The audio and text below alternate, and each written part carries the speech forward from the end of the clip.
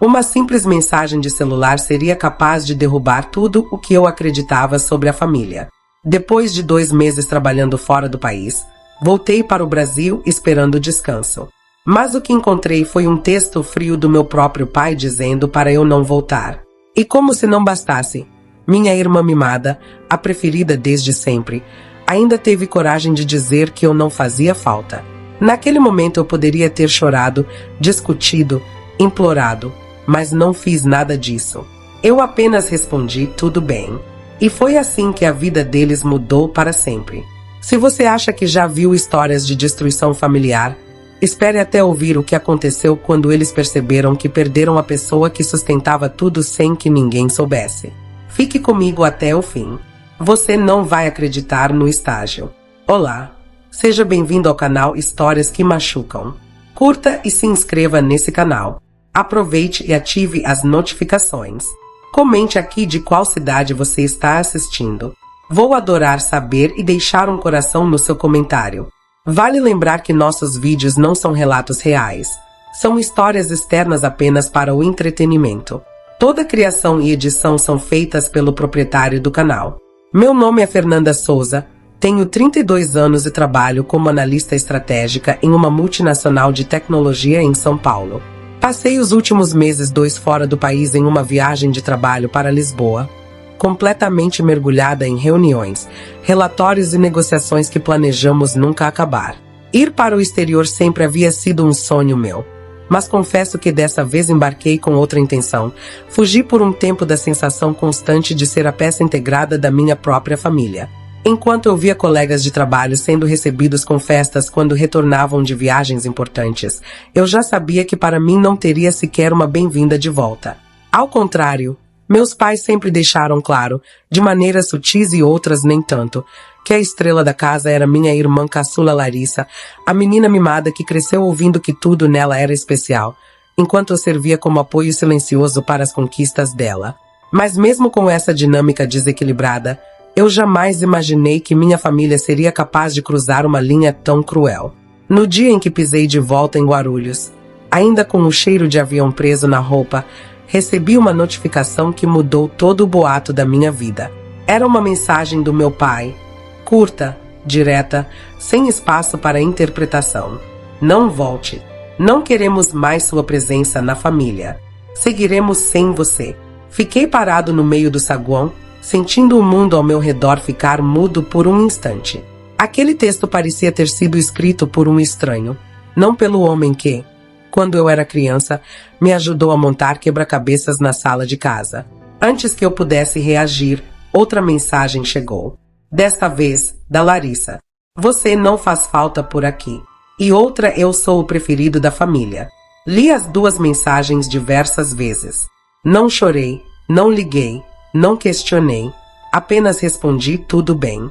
E naquela época tudo bem, não havia conformismo, havia encerramento. Eles não sabiam, mas a partir daquele momento não era eu que estava sendo restaurado. Eram eles que estavam perdendo o melhor que eu já tinha oferecido. O que eles não imaginavam era que enquanto eu trabalhava silenciosamente no exterior, algo mudou dentro de mim. Não era apenas minha carreira que tinha evoluído. Eu havia criado conexões, oportunidades e uma clareza emocional que nunca tive antes. E pela primeira vez percebi que minha família sempre viveu como se eu fosse uma reserva infinita de favores, dinheiro, organização e estabilidade.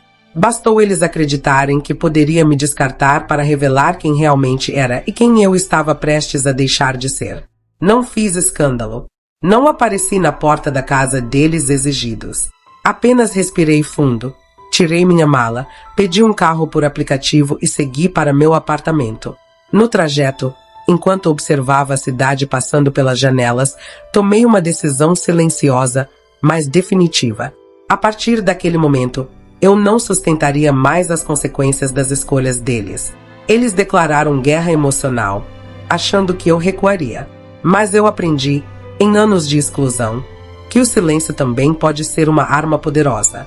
O que eles não previram é que, ao tentarem me apagar, acabariam acendendo a faísca que mudaria tudo para mim e para eles. E essa é a história do dia em que minha família achou que eu expulsaria da vida deles, mas acabei descobrindo que quem realmente partiu fui eu. E nunca mais voltei. Quando cheguei no meu apartamento naquela noite, deixei a mala na porta e fiquei alguns segundos parada no escuro. Não pensei em acender a luz. Apenas ouvi meu próprio silêncio, como se ele me perguntasse: e agora? Fernanda. Pela primeira vez, a resposta não me assustou. Eu sabia exatamente o que fazer. Antes mesmo de tomar banho ou desfazer a mala, sentei no sofá e abri meu caderno. Durante meus 2 meses no exterior, eu havia reforçado um projeto tão grande que, sem perceber, me tornaria indispensável dentro da empresa. Meu gestor em Portugal me contou algo que ficou ecoando. Você precisa começar a colocar o seu nome nas coisas que construiu. Fernanda. Talvez fosse hora de fazer isso na vida pessoal também.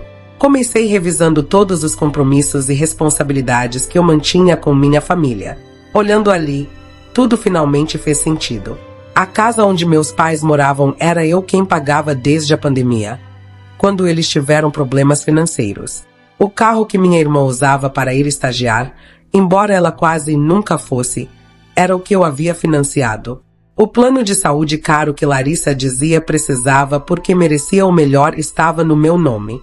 Sem falar nos boletos que eu quitava silenciosamente para evitar brigas deles. A exibição não tinha vindo de pessoas independentes, tinha vindo de pessoas acostumadas com o meu suporte. E então, com a mesma tranquilidade com que respondi tudo bem mais cedo, fui encerrando, um por um, tudo aquilo que eu sustentava sem receber nada em troca. Comecei pelo carro da minha irmã. Liguei para o financeiro e iniciei o processo de retirada do meu nome como responsável. Eles avisaram que isso obrigaria Larissa a assumir a dívida integral. Sorri de leve. Perfeito. Depois cancelei o pagamento automático do plano de saúde dela.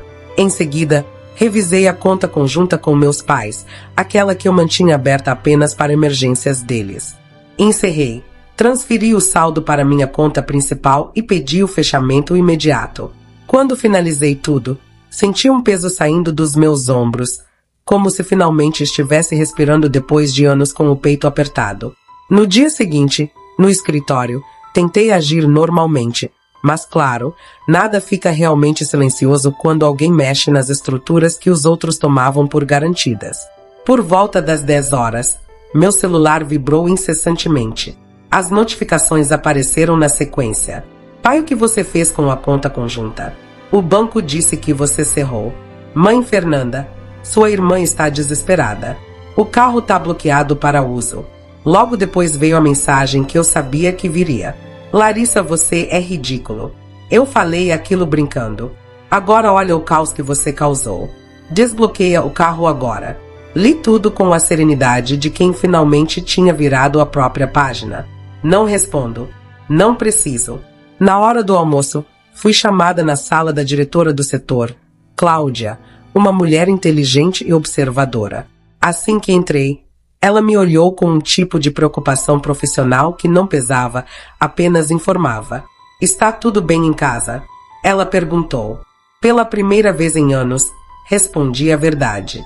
Não, mas pela primeira vez isso não me derrota, só me liberta. Ela sorriu. Fernanda, você voltou diferente, mais firme. Isso é bom. Temos novos projetos chegando e você é uma das pessoas que quero liderar equipes. Mas você precisa estar inteira. Eu estou me reconstruindo, respondi. Quando saí da sala, senti que pela primeira vez alguém realmente via meu valor. Algo que minha família nunca havia enxergado. À noite, recebi a única ligação que eu não esperava. Minha tia Vera, irmã do meu pai, uma das poucas pessoas da família que sempre me tratou com respeito. Fernanda, filha, o que houve? Ela perguntou com delicadeza. Seu pai está falando que você enlouqueceu, que cortou tudo por impulso. Respirei fundo. Tia, eles me expulsaram. Literalmente mandaram mensagem falando para eu não voltar. Ele disse que foi mal interpretado. Não fui eu quem escreveu não voltei. Houve um longo silêncio do outro lado. Eu sabia que tinha algo errado. Ela disse com uma voz triste. Sua mãe está falando pela cidade que você surtou no exterior. E que Larissa está arrasada porque você cancelou o carro dela. Eu fechei uma janela, olhando a cidade lá embaixo. Tia, cada consequência que eles estão pensando agora, não fui eu quem me envolveu. Eles causaram quando decidiram que eu era profundamente. Você está certo, ela respondeu. Só queria que eles tivessem percebido isso antes. Quando desliguei, percebi algo ainda maior. Minha história estava começando uma circular. Só que desta vez eu tinha fatos e não convenci ninguém. Eles escolheram me cortar. Eu apenas aceito. Mas a vida, diferente deles, não estava nem começando a desistir de mim. Os dias seguintes foram uma mistura de silêncio calculado e pequenas saídas de minha família. Eu segui trabalhando normalmente, enquanto meus pais e Larissa tentavam a qualquer custo reconstruir a narrativa que perdeu o controle. E quanto mais eu fiquei quieta, mais desesperados eles deixaram de ficar. Na quinta-feira à noite, enquanto eu preparava um chá antes de dormir, o interfone tocou. Eu não esperei ninguém. Quando atendi, a voz do porteiro estava tensa. Dona Fernanda, sua irmã está aqui e ela não parece muito calma. Fechei os olhos por um instante, respirei fundo e respondi: não autorizo a entrada. Ela não tem permissão. Certo, senhora. E desliguei. A campainha do meu celular vibrou quase imediatamente. Larissa, você está me humilhando. Todo mundo aqui viu eu sendo barrada. Abre essa porta. Ignorei. Passei a mão na xícara quente, sentindo a água fria enquanto meu coração permanece firme. Há alguns anos, eu teria descido. Teria deixado ela entrar, teria evitado briga. Mas não agora. 10 minutos depois, recebi um áudio da minha mãe. A voz nervosa, ofegante. Fernanda, você não precisa chegar a esse ponto. Sua irmã está arrasada. As pessoas viram ela lá embaixo. Isso é humilhante para nós. Por favor, pare com isso. Parei com isso. Eu apenas não estava mais sustentando tudo.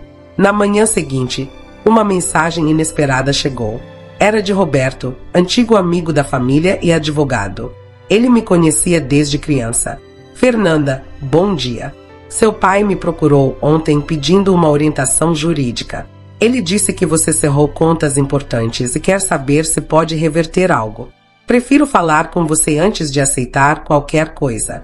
Essa notificação fez meu estômago gelar por um segundo, mas logo voltou ao lugar. Roberto respondeu: obrigado por falar comigo antes. Eu não fiz nada ilegal. Tudo que encerrei estava no meu nome. Não há nada a ser revertido. Ele demorou alguns minutos antes de responder. Eu imaginei. Só deixa o alerta. Você está desesperado. E quando uma pessoa está desesperada, toma decisões burras. Se prepare. Aquela frase ecoou não como ameaça, mas como aviso. Ao final da tarde, decido passar no supermercado perto do trabalho. Caminhei pelos corredores, escolhendo algumas coisas para o fim da semana, cansada mentalmente, mas leve de uma forma estranha, como se eu finalmente estivesse me encontrando. Quando cheguei à caixa, ouvi meu nome. Fernanda. Virei lentamente.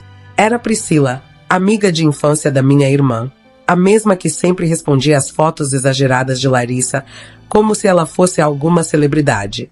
Você sumiu, né? Ela disse com um sorriso curioso demais.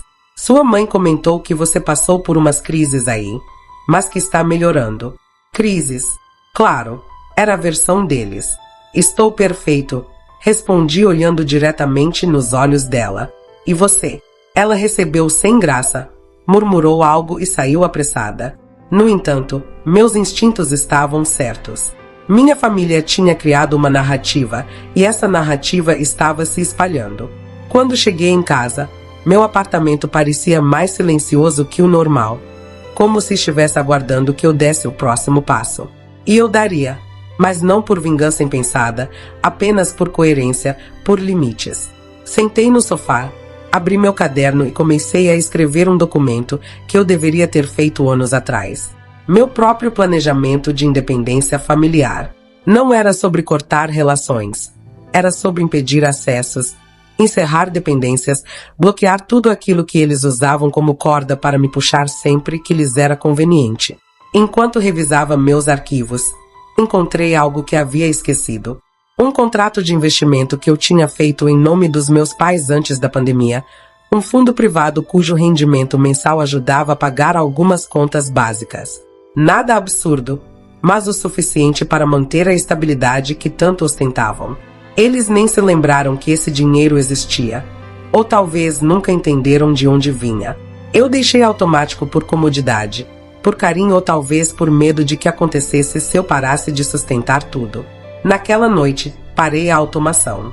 Não cerrei o investimento, apenas desvinculei meu CPF como responsável pelos depósitos. O fundo seguiria existindo, só não teria mais dinheiro novo entrando todos os meses. Enquanto fazia isso, uma calma me estranhava. Eu não estava destruindo nada. Eu estava simplesmente devolvendo a vida deles para as mãos deles mesmos. A notificação que chegou de madrugada confirmou que meu movimento começou a surtir efeito. Pai, precisamos conversar urgentemente. Não estou gostando dos caminhos que você está tomando. Caminhos. Como se eu tivesse escolhido algo.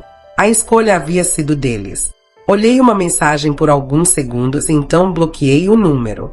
Não porque eu estava com raiva, mas porque eu finalmente estava em paz. A partir daquele momento, eles não tinham mais acesso ao meu financeiro, ao meu tempo, às minhas decisões e muito menos à minha culpa. Mas o preço dessa liberdade ainda estava apenas começando a ser cobrado.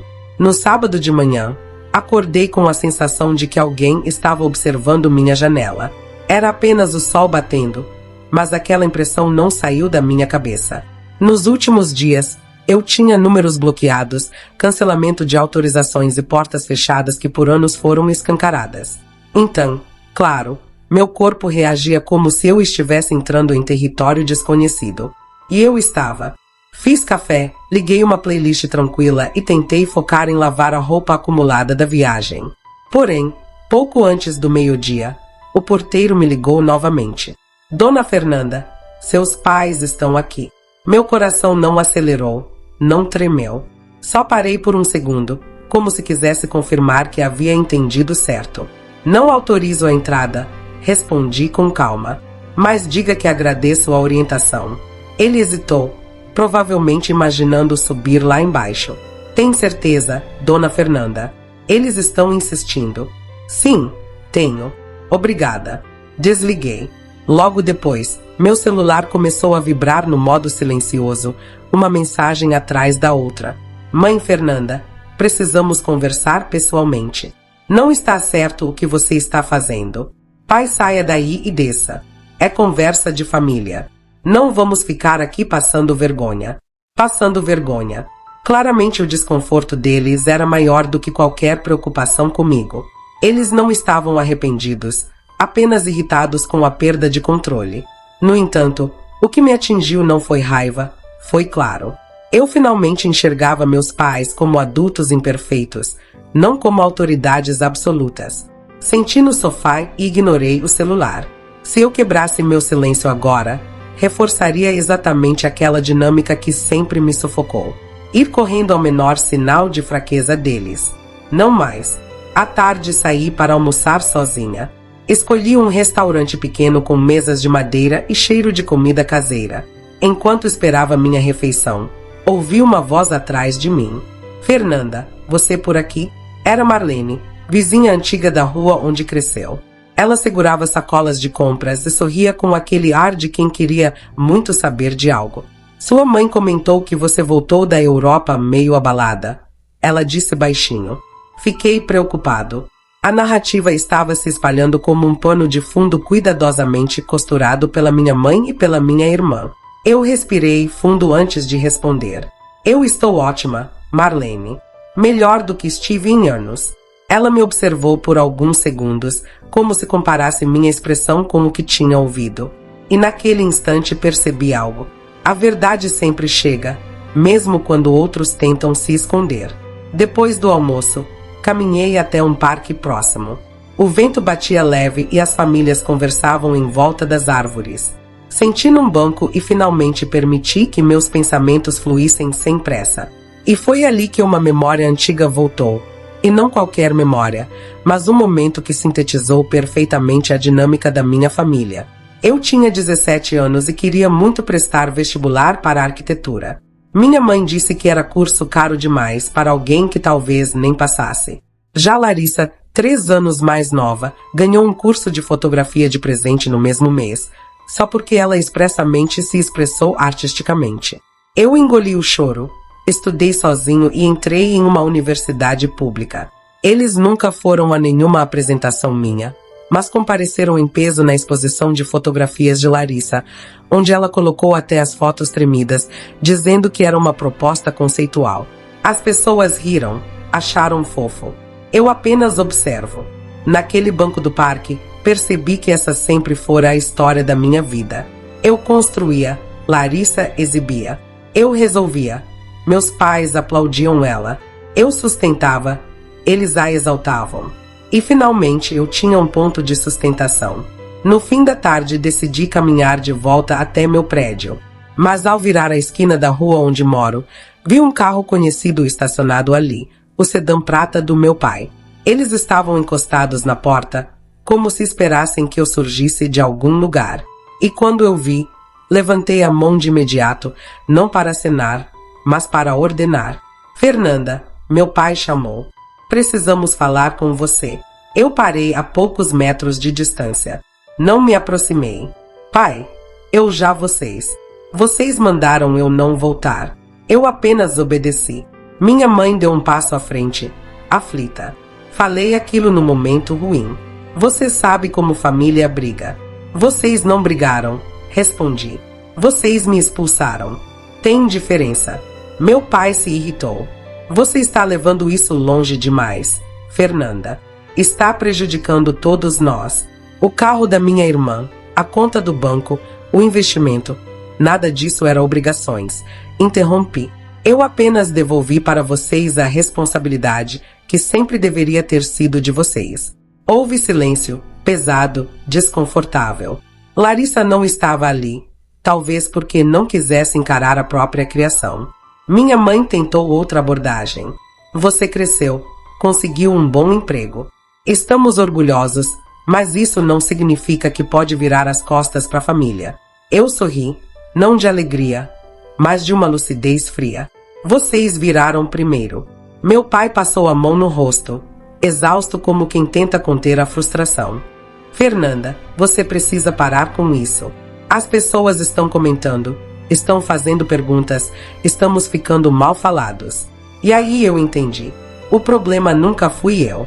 O problema era a imagem deles. Talvez seja a hora de vocês viverem com as próprias escolhas. Respondi. A verdade sempre aparece. Eles me encararam como se eu tivesse virado outra pessoa. Mas eu não tinha virado. Eu só tinha parado de ser quem eles precisavam que eu fosse. Quando subi para meu apartamento, ouvi minha mãe chamando meu nome ainda na calçada. Mas dessa vez não olhei para trás. Fechei a porta e me encostei nela, esperando algo novo nascer dentro de mim. Não raiva, não tristeza, força. Eu finalmente tinha cortado o último fio invisível que me amarrava a eles. Mas sem que eu soubesse ainda, essa escolha abriria portas que mudariam tudo de maneiras que nem eles nem eu seríamos capazes de prever. Aquela noite terminou de um jeito estranho. Não houve gritos, não houve drama excessivo, mas também não houve paz. Eu senti como se algo estivesse se movendo subterraneamente, um tremor discreto, mas constante.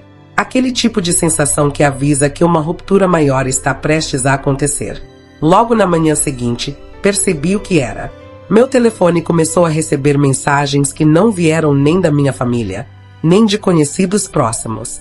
Eram números que eu não reconhecia, nomes que não via desde a época da escola, vizinhos de rua antiga, colegas de curso, todos com variações da mesma pergunta. Você está bem? Sua mãe disse que você surtou e que está fazendo decisões irresponsáveis. Sua irmã está postando coisas esquisitas, dizendo que você virou as costas para a família. Fernanda, o que está acontecendo? Eu rolei as mensagens, uma por uma, sentindo uma confusão de incredulidade e um tipo de serenidade dura. Eu sabia que iria. Sabia que Larissa não aceitaria perder o pedestal que sempre teve. Sabia que meus pais reclamariam da ingratidão da filha mais velha. Mas ver aquilo na prática, tão rápido, tão calculado, me deu uma clareza quase dolorida. Eles não queriam a verdade. Eles queriam o controle. E agora que eu tive o acesso removido, o ataque seria pela confiança. Respirei fundo. Apoiei o celular na mesa da cozinha e comecei a fazer algo que nunca tinha feito: deixar o telefone tocar sem atender ninguém. Por volta do meio-dia, recebi uma ligação inesperada. Cláudia, minha diretora na empresa. Fernanda, bom dia. Está com 1 minuto. Meu estômago aberto, mas mantive a voz firme. Sim, claro. Olha, ela suspirou. Recebi uma mensagem estranha de um número desconhecido ontem à noite falando sobre você, sobre comportamento instável, dizendo que você poderia estar envolvido em alguma situação emocional complicada. Não tinha nome, mas falou como se fosse da sua família. Meu corpo gelado. Ela continua. Eu ignorei. Claro, mas achei correto te avisar. Em empresas grandes, barcos voam e às vezes caem nos ouvidos errados. E eu queria que saiba que estou do seu lado. O seu trabalho fala muito mais alto do que qualquer fofoca. Fechei os olhos por um instante, grata e ao mesmo tempo envergonhado de permitir que minha vida pessoal tivesse chegado à minha carreira, justamente o único lugar onde eu sempre me senti valorizada. Obrigada por me avisar, Cláudia. Respondi. Pode ficar tranquilo, eu tenho tudo sob controle. E eu realmente tinha, ou estava prestes a ter. Depois que desligamos, tomei uma decisão simples. Não iria permitir que minha família destruísse o que construísse. Não mais.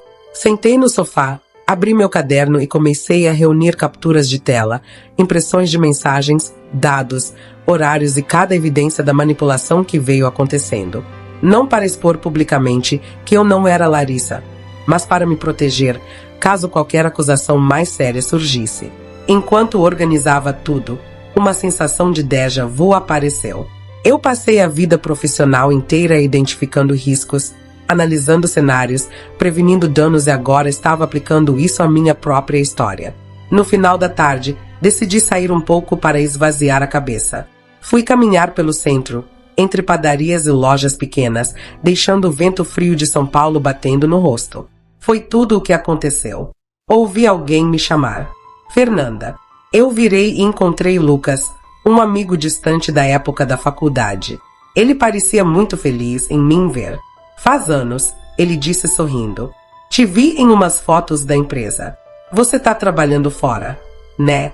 Vi algo disso. Conversamos rapidamente sobre o ter ido para Lisboa, sobre os projetos, sobre meu retorno. Mas como sempre, os barcos tinham chegado antes. Eu também ouvi umas coisas estranhas sobre você. Ele disse com cuidado. Sobre sua família. Sobre você teve um distúrbio emocional. Não estava entendendo nada. Eu soltei uma risada curta, quase irônica. A única coisa que colapsou foi a fantasia deles, respondeu. Mas obrigada por perguntar.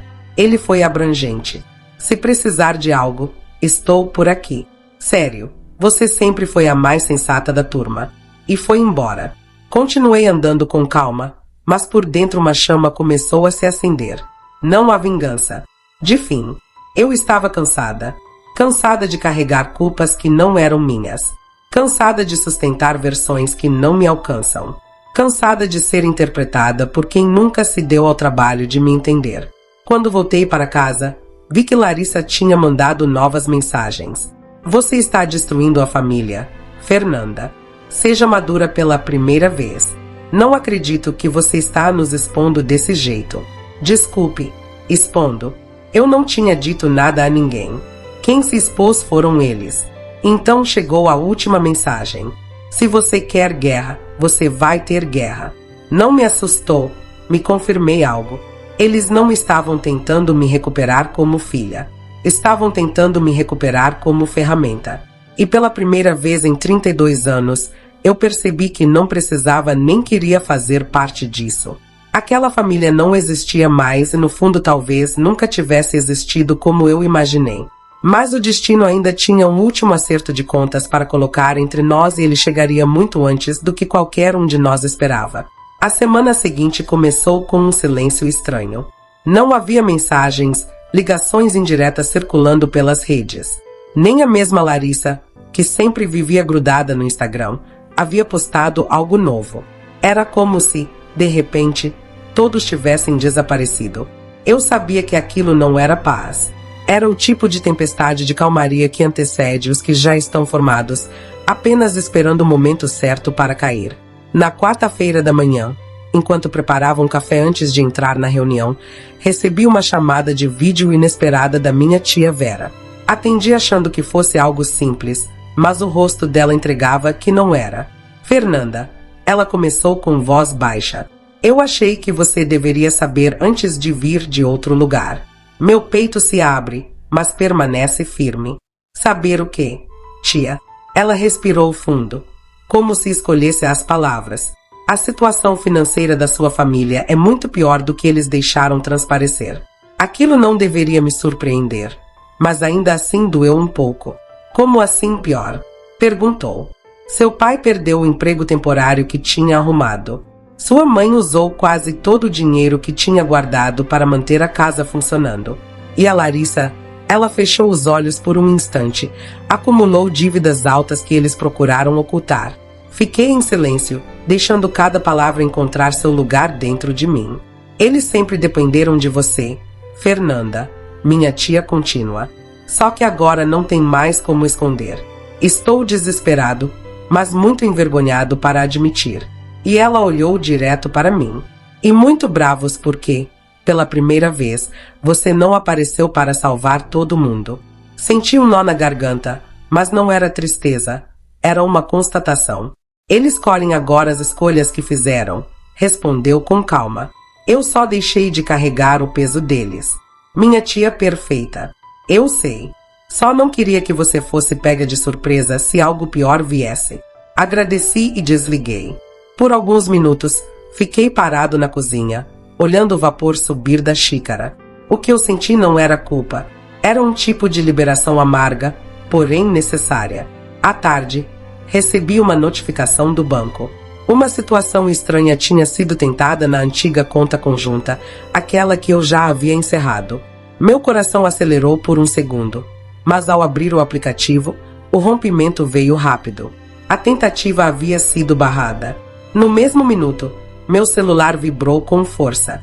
Pai, você fez a gente passar vergonha no banco. Não era para ter fechado aquela conta. Agora não temos como pagar algumas coisas. Resolva isso. Resolva isso. Sempre essa frase. Sempre esse papel. Eu apaguei a mensagem sem responder. Na manhã seguinte, a diretora Cláudia me chamou novamente, mas desta vez seu tom era totalmente diferente, quase empolgado. Fernanda, tem uma novidade. A empresa quer te promover. Seu trabalho no exterior chamou a atenção da diretoria internacional e ela brilhou. Querem você liderando uma nova equipe em Lisboa de forma permanente. Salário maior, auxílio moradia, bônus anual. É uma oportunidade rara. Fiquei em silêncio por alguns segundos, absorvendo tudo. A vida me oferece uma porta tão grande que quase iluminava a sala inteira. Você aceita? Ela perguntou. Eu sorri, não de surpresa, mas de uma paz que eu não lembrava de sentir. Sim, eu aceito. Saí da sala com o coração leve, como se tivesse deixado para trás o peso de uma década. No caminho para casa, percebi que Lisboa tinha sido o lugar onde tudo começou a mudar e agora seria o lugar onde eu recomeçaria de vez. Mas antes de embarcar para a nova vida, ainda havia um último capítulo a fechar. Na noite anterior à minha viagem, deixei um envelope na caixa de correio dos meus pais. Não era mensagem emocional, nem pedido de reconciliação. Era apenas um documento simples, a transferência definitiva das responsabilidades que sempre foram delas. Uma carta curta acompanhava da mesma forma que vocês escolheram seguir sem mim, estou seguindo sem vocês. Desejo que encontrem o próprio caminho como eu encontrei o meu. Fernanda. Não havia raiva, não havia mágoa explícita, apenas fim. No dia do embarque, sentei perto da janela do avião, observando São Paulo descer lá embaixo. Pela primeira vez, a sensação não era de fuga, era de libertação. Minha família sempre achou que eu não voltaria porque estava perdida. A verdade era outra. Eu não voltaria porque finalmente me encontrei e nunca mais aceitaria ser tratada como reserva de ninguém. O passado ficou onde eu precisava ficar. E eu, pela primeira vez, também. Se você chegou até aqui, me conte uma coisa. O que você teria feito no lugar da Fernanda? Você teria cortado os laços depois de tudo que ela passou ou tentaria perdoar a família? Quero muito saber sua opinião, porque cada história tem um impacto diferente em quem vive e em quem escuta. Então, já aproveita e deixa seu comentário aqui embaixo dizendo o que você faria e também de qual cidade você está assistindo esse vídeo para que eu possa passar lá nos comentários e deixar um coração especial para você. E se essa história te prendeu do começo ao fim, não esqueça de curtir o vídeo, porque isso ajuda demais o canal a crescer e a trazer ainda mais histórias emocionantes como essa. Também te convido a se inscrever no canal e ativar o sininho para não perder nenhum episódio das próximas histórias que estamos trazendo com todo o carinho. Claro, se você lembrou de alguém enquanto ajudava, um amigo, amiga, familiar, compartilhe esse vídeo. Às vezes, uma história como essa abre os olhos de muita gente. Obrigado por estar aqui. Vale lembrar que nossos vídeos não são relatos reais. São histórias externas apenas para o entretenimento. Toda criação e edição são feitas pelo proprietário do canal.